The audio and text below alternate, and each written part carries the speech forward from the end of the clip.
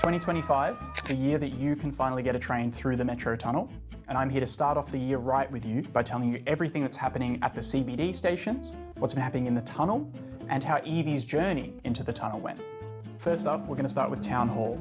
Down at the platforms, the passenger information displays have been installed. If you've seen these stations transform from enormous caverns that were just grey concrete and earth, things like these highly technical displays going in, it's pretty exciting. And similar to State Library late last year, all of the beautiful permanent lighting fixtures are about to be switched on. So those gorgeous chandeliers and a lot of those small accents that are scattered around the platform area. Working our way up, the area beneath the crypt is really starting to take shape. The Town Hall Station sign is going in, and just that whole space has really had a huge transformation. In the crypt itself, the escalators have been switched on. That large mezzanine space up the top is starting to get a lot of its architectural flares put in.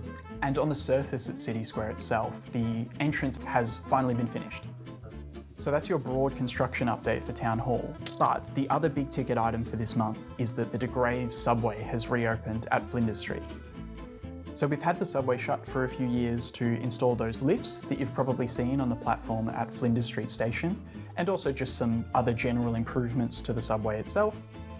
So this subway is where Flinders Street Station connects to Town Hall Station. As you enter Campbell Arcade, you can go to the side and there's this small underpass area that will take you to the ticket barriers for Town Hall Station. So that underpass and the connection to Town Hall leads you to the same place as if you come down from that Swanston Street entrance that we're also building behind Young and Jackson's.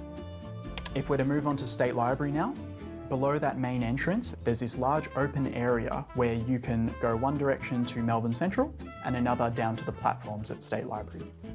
That concourse area is really starting to get the station treatment at the moment. So you've got the permanent lighting fixtures going in, all the small signs and things like that that make up a permanent station. One thing I found is that the layout of this concourse area is a little bit hard to understand if you haven't directly been down there and seen how everything connects up. So I'm going to take a second and I'm going to run you through exactly how you could get to Melbourne Central and how you could get to State Library from this area. So as you're coming down the escalators from this main Swanston Street entrance, you can see there's an area to your right and an area to your left. The area to your left is where it connects to Melbourne Central.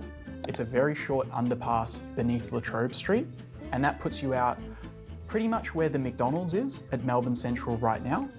But if you wanted to go to the State Library platforms, as you're coming down those escalators, you would go right, touch on, go down the escalators or lifts, and you'd be at the platforms at State Library. Okay, and finally, I'm going to run you through what's been happening in the tunnel. So from dawn till dusk, pretty much every day in early January, the team were running trains through the Metro Tunnel.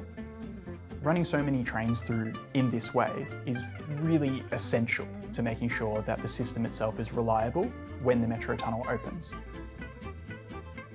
And while all this was happening, we ran Evie through the Metro Tunnel for the very first time. We've got another full video explaining that, but in brief, Evie going through the Metro Tunnel is a bit of a dotting I's, crossing T's sort of thing. It's just a way of triple checking that all of the brand new infrastructure that's in there is working as intended and is completely fine, and you don't need to send anybody else in there to fix it. That's everything I've got for you this month. Please let us know if there's anything you would like to see in the next update. For this one, I specifically put a bit of a focus on the CBD stations because I noticed a lot of you asking questions about that in the comments. Thank you so much for watching, and I will see you next time.